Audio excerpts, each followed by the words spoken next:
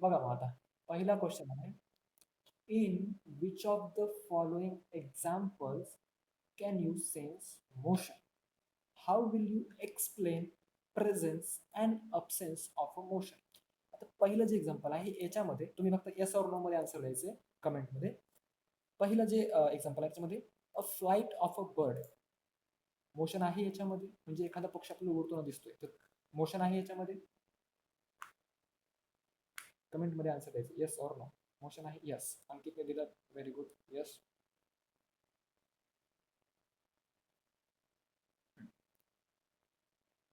बरोबर. अ stationery train. अ stationery train म्हणजे एक एका जागेवर थांबलेली ट्रेन. बरोबर, ती ट्रेन चालत नाही, एका जागी थांबलेली. याच्यामध्ये मोशन आहे काही? नो. अंकितने दिलं नो. बरोबर. Leaves flying through the air म्हणजे आपले जे हवेमध्ये पानं उडतात झाडांची, त्याच्यामध्ये मोशन आहे? आहे, यस. दोघांनी यस दिलं, very good. A stone lying on a hill म्हणजे एखाद्या डोंगरावर पडलेला दगड, त्याच्यामध्ये मोशन आहे? नाही. बरोबर. तर पुढचा पॅराग्राफ बघूयात. We see the motion of several objects every day. Sometimes we cannot see the motion of an object directly. As in the case of breeze, you can you list the examples of motion besides those given here? बघा आता हवा हवा आपल्याला दिसते का? नाही दिसत. पण हवा नेहमी मूव्ह करत राहते, बरोबर. म्हणजे नॉट नेसेसरी की प्रत्येक मोशन आपल्याला दिसतंच किंवा आपल्याला दिसायलाच हवं. तर हवेचं एक्झाम्पल जर सोडलं तर कुठलं असं एक्झाम्पल तुम्ही देऊ शकता की याच्यामध्ये ऍक्च्युअल मोशन आहे परंतु ते आपल्याला दिसत नाही की मोशन आहे म्हणून? एखादं एक्झाम्पल कोणी देऊ शकतो का तुमच्यापैकी की त्याच्यामध्ये मोशन आहे पण ते आपल्याला दिसत नाहीये की मोशन आहे? तुमच्या दोघांपैकी कोणीही एकाने माईक ऑन करा आणि सांगा मला की असं एक एक्झाम्पल सांगायचं ज्याच्यामध्ये मोशन तर आहे पण ते आपल्याला दिसत नाहीये एअर सोडता. अनुज, हा सांग. काय? आवाज नाही आला. अनुज परत सांग. अनुज क्लिअरली बोल, आवाज नाही येतो.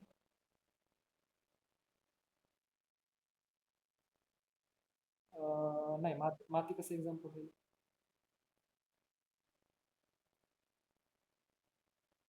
ट्री. नाही, ट्री तर आपल्याला दिसतो ना मोशन. आता बघ मी तुला एक एक्झाम्पल सांगतो. इथे खाली दिलेलं बघ. You are travelling in a bus, is the person sitting next to you in the motion? बघा आता तुम्ही बसमध्ये ट्रॅव्हल करताय, बरोबर. तुमच्या समोर एक व्यक्ती दिसलाय, एक व्यक्ती बसलेला आहे. तो व्यक्ती, तुमची बस चालती, ठीक आहे. तर तो व्यक्ती तुम्हाला एकाच ठिकाणी दिसणार. तो तुम्हाला मूव्ह होताना दिसणार नाही. तो एकाच ठिकाणी बसलेला, तो हलत नाहीये, काही नाहीये, काही नाही. याचा अर्थ असा आहे का तो मोशन मध्ये नाहीये? मोशन मध्ये आहे की नाही तो?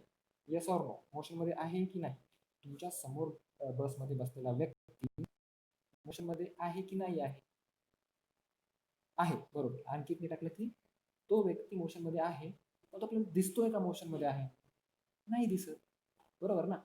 आपली बस चालली, बस सोबत तो व्यक्ती चाललाय, त्या व्यक्तीसोबत आणि बस सोबत आपण पण चालतोय, म्हणून तो व्यक्ती आपल्याला मोशन मध्ये आहे असं दिसत नाही पण ऍक्च्युली तो व्यक्ती त्या मोशन मध्ये आहे. ठीक आहे, पुढचं.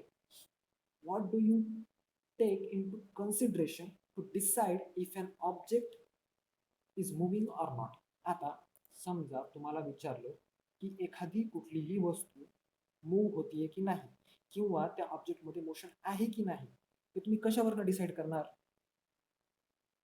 कशावरून डिसाईड करणार? कोणी सांगू शकता? आज सुरू करू की एखादी वस्तू हलणे म्हणजे काय एक्झॅक्टली?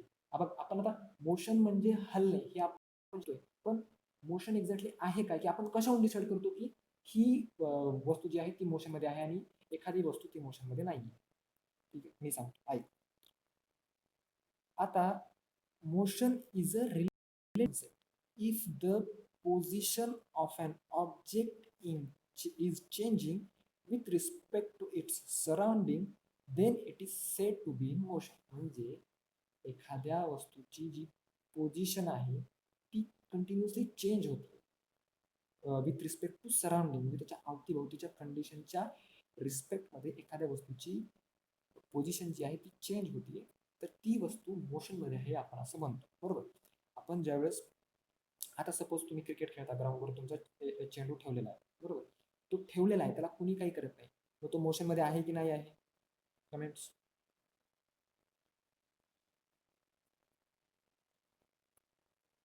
नो, तो मोशनमध्ये नाही. अनुजने करून टाकलं. ग्राउंडवर फक्त एखादा चेंडू ठेवलेला असेल तर तो मोशनमध्ये नाही, पण तोच एखाद्या बॉलरच्या हातामध्ये आहे. बॉलर पळत येतोय आणि बॉलिंग टाकतोय, बॅट्समनकडे तो चेंडू तो फेकतोय. तर त्यावेळी ज्यावेळेस तो बॉलिंग टाकतो त्यावेळेस तो चेंडू मोशनमध्ये आहे की नाही? आहे. तो चेंडू मोशनमध्ये आहे का? कारण की त्या बॉलची किंवा चेंडूची जी पोझिशन आहे ती चेंज होती. मग त्याच्यावरून आपण ठरवतो की एखादी वस्तू जी आहे ती मोशनमध्ये आहे की नाही आहे. ठीक आहे. मोशन समजलं की तुम्हाला मोशन विषयी ही जी डेफिनेशन आहे ही इम्पॉर्टंट आहे, आणि तुम्हाला ही लक्षात ठेवायची की motion is a relative concept if the position of an object is changing with respect to its surrounding, then it is said to be the motion. Otherwise, it is said to be at rest. म्हणजे ग्राउंडवर ठेवलेला जो चेंडू आहे तो rest पोझिशनला आहे. पण बॉलरच्या हातातला किंवा गोलंदाजाच्या हातामधला जो चेंडू आहे, ज्यावेळेस तो गोलंदाजी करतोय त्यावेळेस तो चेंडू मोशनमध्ये आहे असं आपण म्हणू शकतो. बरोबर. तर आता आपली पुढची कन्सेप्ट जी आहे ती आहे डिस्प्लेसमेंट आणि डिस्टन्स. तर तुमच्या दोघांसाठी माझा एक क्वेश्चन आहे. डिस्प्लेसमेंट हा शब्द तुम्हाला याच्या अगोदर तुम्ही ऐकलेला आहे का, किंवा तुम्हाला याच्याविषयी माहिती काय काय ते मला सांगितलं. डिस्टन्स तुम्हाला माहिती आहे, डिस्प्लेसमेंट विषयी तुम्हाला माहिती आहे का ते सांगायचं. कोणीतरी एकाने माईक ऑन करून सांगा की सर मला माहिती आहे हे डिस्प्लेसमेंट, किंवा मग सरळ सरळ नो टाकून द्या कमेंट्समध्ये की सर आम्हाला डिस्प्लेसमेंट माहिती नाही, डिस्प्लेसमेंट विषयी ऐकलेलं नाहीये.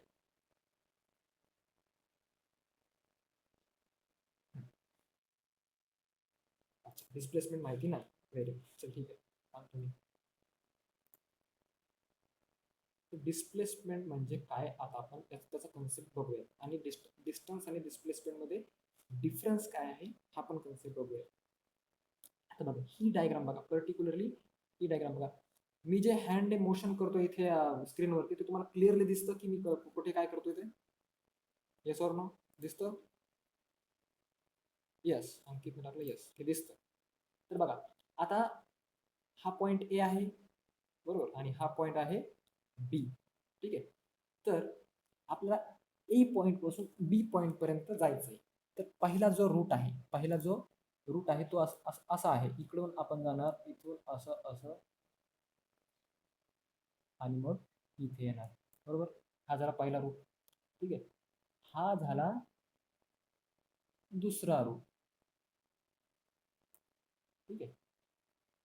आता आणि हा झाला तिसरा रूट, की आपण डायरेक्टली ए पॉइंट पासून बी पॉइंट पर्यंत डायरेक्टली मधून जाऊ शकतो. तर मला सांगा आता सगळ्यात जवळचा रूट कुठला पडणार आपल्याला? आपण हा डायरेक्टली गेलो तो पडणार, की हा वरचावाला रूट जो आहे तो जवळ पडणार, किंवा हा रूट जो आहे खालचा तो जवळ पडणार? कुठला रूट जवळ पडणार? माईक ऑन करून सांगा पटकन.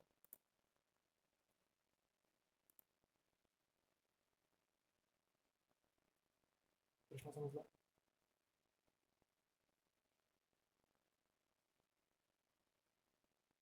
अंकित, Anuj, A to B directly. अच्छा, हा मिडल रूट. व्हेरी गुड, तुम्ही कमेंट्स टाकताय, व्हेरी गुड. मिडल रूट जो आहे तो आपल्याला जवळ पडणार. ठीक आहे, आणि हे सगळं कट करतो. ठीक आहे. नाव measure the distance along the dotted line, which distance is correct according to you? तर बघा आता आपल्याला डिस्टन्स आणि डिस्प्लेसमेंटची कन्सेप्ट समजून घेण्यासाठी आपण हे तीन रूट ड्रॉ केले. जर समजा आता दुसरी फिगर बघूया. आता माईक ऑन. हॅलो.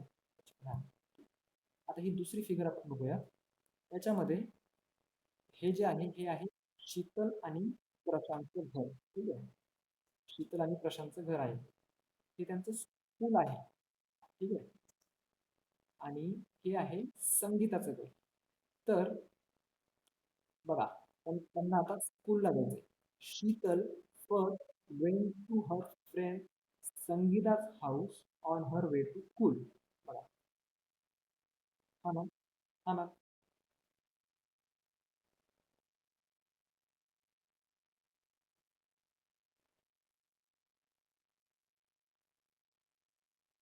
ओके. ठीक आहे. हा.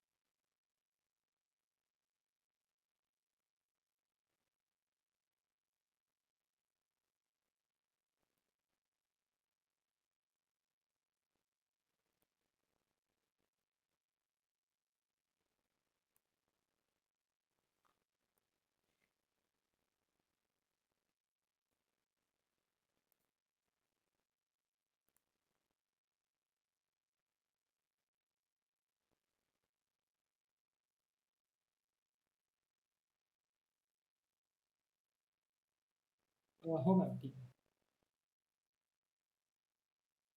चालेल.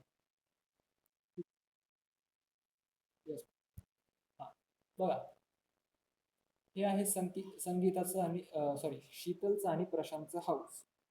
तर Sheetal first went to her friend Sangeeta's house on her way to school. Prashant went straight from home to school. Both are walking with same speed. Who will take less time to reach the school and why?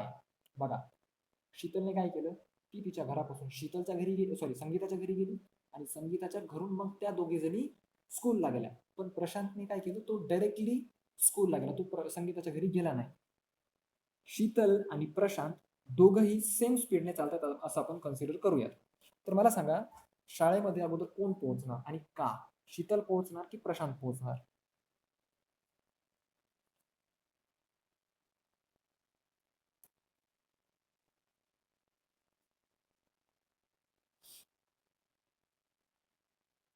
Anuj, Ankit mic on करून सांगू शकता की शाळेमध्ये अगोदर कोण पोहोचणार, शीतल की प्रशांत, आणि का?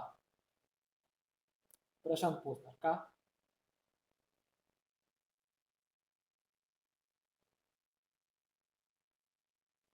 बरोबर. तर शाळेपासून त्यांचं जे घर आहे त्याचं डिस्टन्स आहे 1300 मीटर, बरोबर.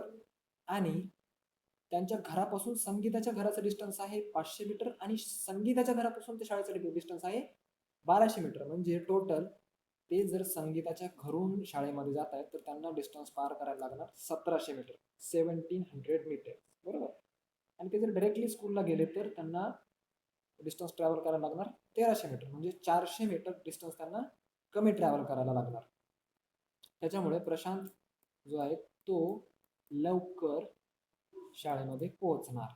बघा, तर distance is a length of actual path travelled by an object in motion while going from one point to another, whereas displacement is the minimum distance between the starting and the finishing point. बघा, आता ए आणि बी मधलं, किंवा suppose ही image consider करूया. तर प्रशांतने किती distance cover केलं? किती डिस्टन्स कव्हर केलं मला सांगा. सॉरी, 1300 त्यानं डिस्टन्स कव्हर केलं. हा, शीतलने किती डिस्टन्स कव्हर केलं? 1700, बरोबर. बघा, आता शीतल अगोदर इथे गेली, नंतर शाळेत गेली, म्हणून तिने 500 + 1200 असं 1700 मीटर तिने डिस्टन्स ट्रॅव्हल केलं. पण तुम्ही जर शीतलची डिस्प्लेसमेंट विचारणार किंवा डिस्प्लेसमेंटचा विचार करणार तर शीतलची डिस्प्लेसमेंट झालेली आहे 1300 मीटर. म्हणजे कुठल्याही एका पॉइंटकडून दुसऱ्या पॉइंटकडे जो शॉर्टेस्ट पाथ राहतो, जो सगळ्यात कमी लेंथचा पाथ राहतो. आता ह्या फिगरचा जर तुम्ही विचार करणार, जर समजा आपण ह्या रूटने गेलो आणि इथे पोहोचलो, हे झालं आपलं डिस्टन्स, बरोबर. इथून आपण जर समजा आलो आणि इथे जर गेलो तर हे झालं आपलं डिस्टन्स, की आपण ऍक्च्युअल पाथ किती ट्रॅव्हल केला. पण डिस्प्लेसमेंट म्हणजे shortest path between the two points, म्हणजे त्या दोन पॉइंट मधला जो शॉर्टेस्ट पाथ असतो किंवा शॉर्टेस्ट लेंथ असते त्याला आपण डिस्प्लेसमेंट म्हणतो. समजलं. आता फॉर एक्झाम्पल आपल्या गावामध्ये आपण आपलं ग्राउंड आहे, बरोबर. आपल्या ग्राउंडवरून आपल्याला चिंचवण पाटीवर जायचं आहे. तर आपण इकडे गावामध्ये येऊन परत इकडून तळ्याच्या इकडून त्या रस्त्याने जर परत तिकडे चिंचवण पाटीपर्यंत आपण गेलो, तर सपोज आपण 2 किलोमीटर डिस्टन्स कव्हर केलं, आपली ऍक्च्युअल डिस्प्लेसमेंट किती होणार. तर डिस्प्लेसमेंटचा ज्यावेळेस आपण विचार करणार त्यावेळेस आपण डायरेक्टली बोलणार ग्राउंड ते चिंचवण पाटी, म्हणजे 500 मीटर आपली डिस्प्लेसमेंट झाली. पण डिस्टन्स किती कव्हर केला आपण, 2 किलोमीटर. म्हणजे आपण असं फिरून गेलो, हे झालं आपलं डिस्टन्स. डिस्टन्स म्हणजे actual path length travelled by an object. म्हणजे एखाद्या ऑब्जेक्टने ऍक्च्युअल पाथ किती ट्रॅव्हल केला, किती लेंथचा ऍक्च्युअल पाथ ट्रॅव्हल केला, त्याला आपण म्हणणार distance. Whereas displacement is the minimum distance between starting and finishing point. आता मला वाटतं तुम्हाला डिस्टन्स आणि डिस्प्लेसमेंट मधला फरक समजला असेल. तुम्ही मला सांगू शकता की डिस्टन्स काय, डिस्प्लेसमेंट काय. माईक ऑन करा, सांगू.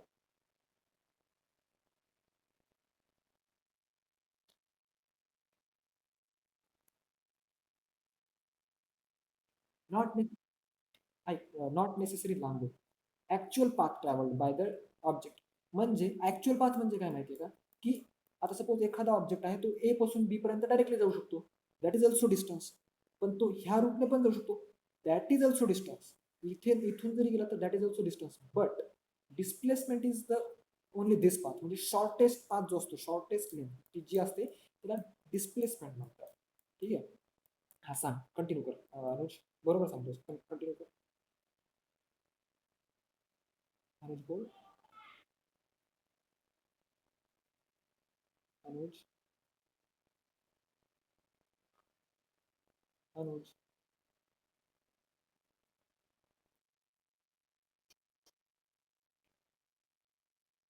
बरोबर. 2 पॉइंट मधला, स्टार्टिंग पॉइंट मधला आणि एंड पॉइंट मधला शॉर्टेस्ट पाथ जो आहे त्याला म्हणतो आपण डिस्प्लेसमेंट. डिस्टन्स म्हणजे काय,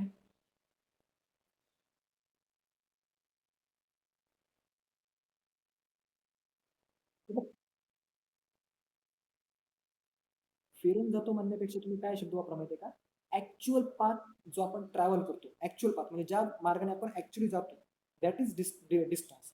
पण शॉर्टेस्ट पाथ जो असतो त्याने तुम्ही जा किंवा नका नका जाऊ, शॉर्टेस्ट पाथ जो असतो त्याला आपण डिस्प्लेसमेंट म्हणतो.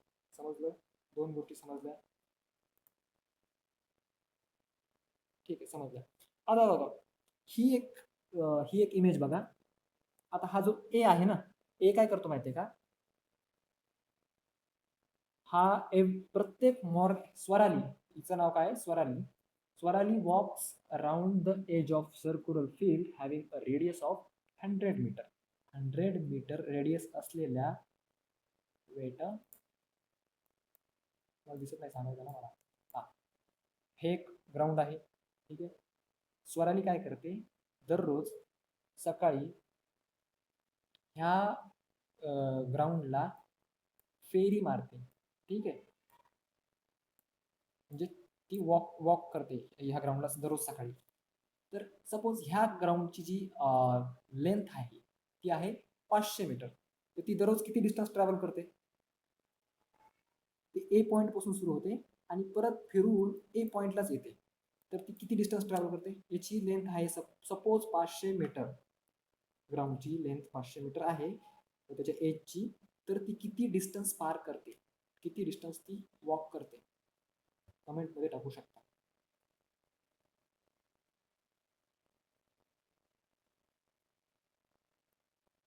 स्वराली ए पॉइंट पासून दररोज सकाळी वॉकला सुरुवात करते आणि ती परत राऊंड मारून आपल्या मूळ जागीच येते, म्हणजे जिथून तिने सुरू केलं तिथंच ती येते. त्या ग्राउंडची लेंथ आहे 500 मीटर. तर तिने डिस्टन्स किती कव्हर केलं? डिस्टन्स म्हणजे तिने ऍक्च्युअल पाथ जितका चालला त्याला आपण डिस्टन्स म्हणतो. तिने ग्राउंडची लेंथ 500 मीटर आहे, तर तिने ऍक्च्युअल डिस्टन्स किती पार केलंय? 500 मीटर. बरोबर, हा अंकितने टाकलं 500 मीटर. म्हणून डिस्टन्स काय आहे? 500 मीटर आहे. पण ज्यावेळेस आपण डिस्प्लेसमेंटचा विचार करू, तर तिने जिथून सुरू केलंय ती परत तिथेच आली, म्हणजे तिच्या स्टार्टिंग पॉइंट मधला आणि एंड पॉइंट मधला डिफरन्स किती आहे? 0. जिथून तिने सुरू केलंय ती परत तिथेच आली, बरोबर ना? म्हणजे डिस्प्लेसमेंट तिची किती झाली? कमेंट. 250 नाही अंकित, 250 नाही.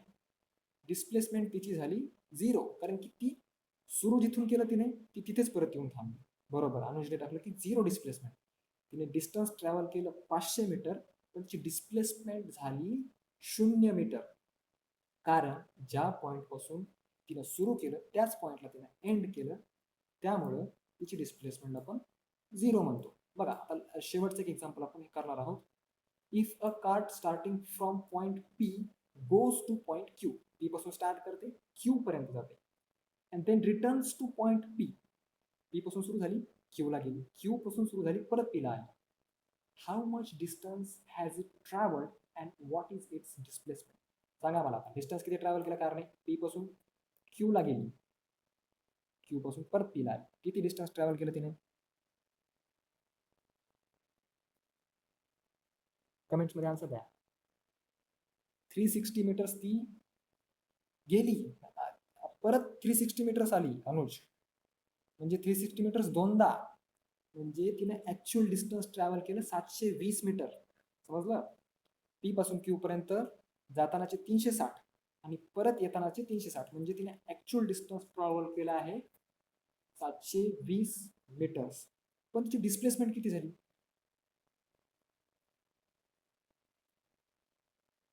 0. Very good Anuj, very good, की डिस्प्लेसमेंट 0 झाली, कारण की जिथून ती गेली पी पॉइंट, अंकित व्हेरी गुड, पी पॉइंट पासून ती गेली क्यू पर्यंत आणि क्यू पासून परत पी लाच आली, म्हणजे जिथून सुरू केलं तिथंच परत आली, त्याच्यामुळे तिची डिस्प्लेसमेंट 0 झाली. मग आपण कन्क्लूड असं करूया आजचं सेशन संपवताना, की distance is the actual path traveled by an object in motion while going from one point to another, whereas displacement is the minimum distance between the starting and the finishing points. ठीक आहे? तुमचा आजचा homework जो आहे बघा, even if the displacement of an object is 0, the actual distance traversed by it may not be 0. म्हणजे displacement जरी 0 असली तरीही नॉट नेसेसरी की ऍक्च्युअल डिस्टन्स जे आहे ते 0 असायला पाहिजे. आपण 2 एक्झाम्पल्स मध्ये हे शिकलो. तर तुमचा होमवर्क असा आहे की तुम्हाला हे 2 एक्झाम्पल्स लिहायचे. तर त्याच्यामध्ये तुम्हाला लिहायचं की स्वरालीने इतके डिस्टन्स ट्रॅव्हल केलं, इतकी तिची डिस्प्लेसमेंट झाली. दुसऱ्या एक्झाम्पल मध्ये पण तुम्हाला कारचं पण सेम लिहायचं की इतकी त्याची डिस्टन्स, इतके त्याचं डिस्प्लेसमेंट आहे. आणि तुम्हाला ही डेफिनेशन पण लिहायची आहे, 2 वेळा पाठ करायची. ठीक आहे, तुमचा आजचा होमवर्क हा राहील. आणि हे जे क्वेश्चन आहेत बघा, हे जे क्वेश्चन दिलेले आहेत ना, लेट्स ट्राय दिस आणि थिंक अबाउट इट, 1, 2, 3, 4 आणि 5, 6 हे क्वेश्चन तुम्ही नोटबुकवर लिहायचे, त्यांचे आन्सर्स लिहायचे आणि मॅम ज्यावेळेस सांगणार त्यावेळेस तुम्हाला सबमिट करायचं. होमवर्क समजला? माईक सुरू करून सांगू शकता मला, होमवर्क समजला काय? 6 क्वेश्चन्स लिहायचे, त्यांचे आन्सर्स लिहायचे आणि मॅम ज्यावेळेस सांगतील त्यावेळेस तुम्हाला ते शेअर करायचे. आणि ती जी डेफिनेशन आहे ही ग्रीन याच्यावाली, ती तुम्हाला पाठ करायची, समजून घ्यायची. ठीक आहे अंकित? हा ठीक आहे, समजलं. असं आपण कन्सिडर करूयात आणि आजचं सेशन संपूयात.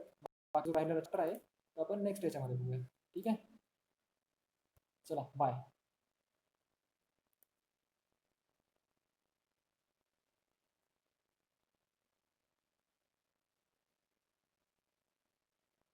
बाय.